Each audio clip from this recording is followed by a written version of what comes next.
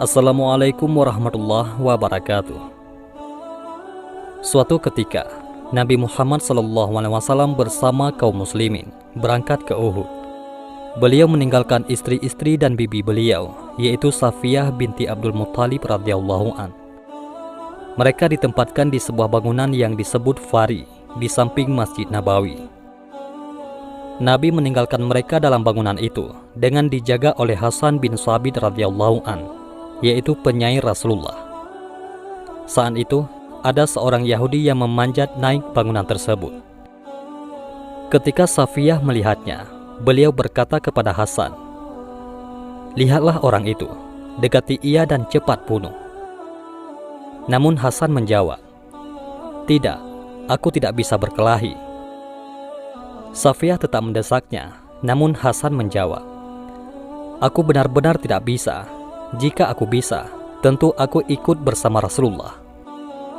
Akhirnya Safiyah berkata, "Kalau begitu, ikatlah pedang ini di tanganku, dan aku tidak akan mendesakmu lagi." Hasan akhirnya mengikatkan pedang itu di tangan Safiyah. Setelah itu, bibi Rasulullah tersebut mendekati pria Yahudi itu. Tanpa banyak kesulitan, beliau dapat membunuhnya. Ketika orang-orang Yahudi yang lain melihat teman mereka yang mengintai itu tewas, mereka jadi takut dan berkata satu sama lain, "Kita salah jika mengira Muhammad meninggalkan keluarganya sendirian tanpa pengawal." Setelah Nabi Muhammad kembali dari pertempuran, kejadian antara Hasan dan orang Yahudi itu diceritakan Safiyah kepada beliau. Nabi Muhammad tertawa mendengarnya hingga gigi depan beliau terlihat. Safiyah tidak pernah melihat keponakannya itu tertawa lebih keras daripada saat itu. Dengan demikian, Safiyah binti Abdul Muttalib merupakan wanita pertama yang membunuh seorang kafir. Meski dalam kisah yang dikutip dari buku Saat-Saat Berkesan Bersama Rasulullah SAW, tulisan Syekh Abdul Aziz Ashinawi disebutkan, Hasan bin Thabit tak bisa berkelahi dan tak ikut dalam perang Uhud. Namun dia adalah seorang sahabat yang membela Nabi dengan puisi dan syairnya, di mana puisi dan syairnya itu bisa menciutkan nyali para musuh-musuh Islam. Suatu kali, dia diminta datang ke Masjid Nabawi untuk menemui Nabi SAW. Pria asal suku Khazraj ini tentu saja gembira dan segera beranjak dari rumahnya. Sesampainya di Masjid Nabawi, Hasan mengucapkan salam kepada seluruh sahabat di sana, dan tentunya kepada baginda SAW.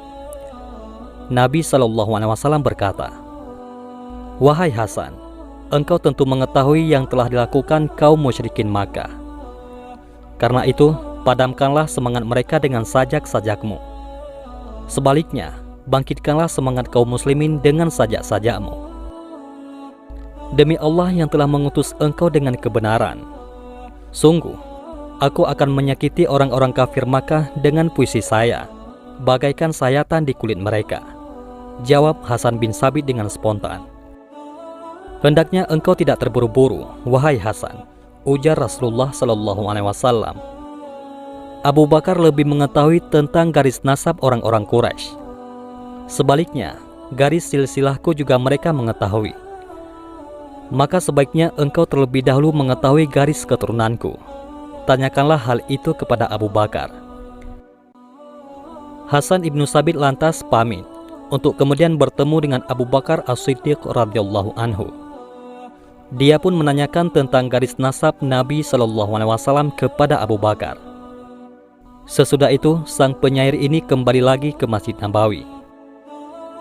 "Ya Rasulullah, aku kini telah mengetahui garis keturunan engkau. Maka demi Allah yang telah mengutus engkau dengan kebenaran, aku akan mencabut engkau dari kelompok mereka, bagaikan tercerabutnya gandum dari adonan," tutur Hasan. Nabi pun pernah bersabda tentang Hasan, "Wahai Hasan, sungguh Jibril akan senantiasa mendukung engkau, selama engkau meruntuhkan semangat kaum musyrikin itu dengan puisi-puisimu dalam membela Allah dan Rasulnya," jelas Rasulullah SAW. Sabda Nabi itulah yang memompa semangat fisabilillah Hasan bin Thabit. Kecuali perang Uhud, Hasan disebut hampir tak pernah absen dalam setiap medan peperangan. Dia berada di sisi Rasulullah SAW. Setiap medan laga, dia tampil di hadapan pasukan musyrikin untuk mengumandangkan sajak-sajak yang menciutkan nyali para musuh.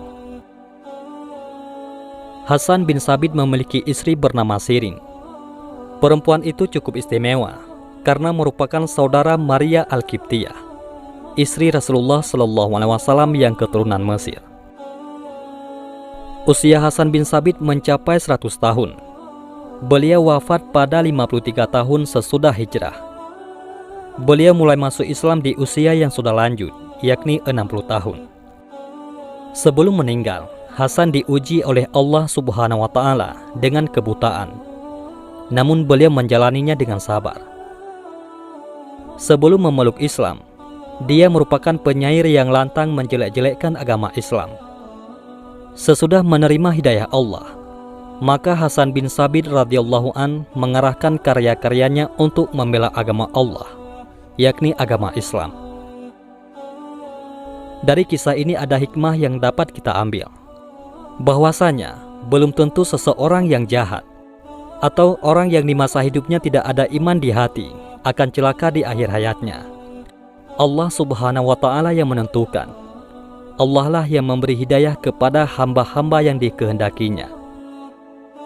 Mudah-mudahan kita semua tidak lupa untuk selalu berselawat kepada junjungan Nabi besar Muhammad SAW. Semoga kita selalu dalam lindungan Allah dan di akhir hayat dalam keadaan husnul khatimah. Amin ya rabbal alamin. Mudah-mudahan ini semua bermanfaat. Assalamualaikum warahmatullahi wabarakatuh.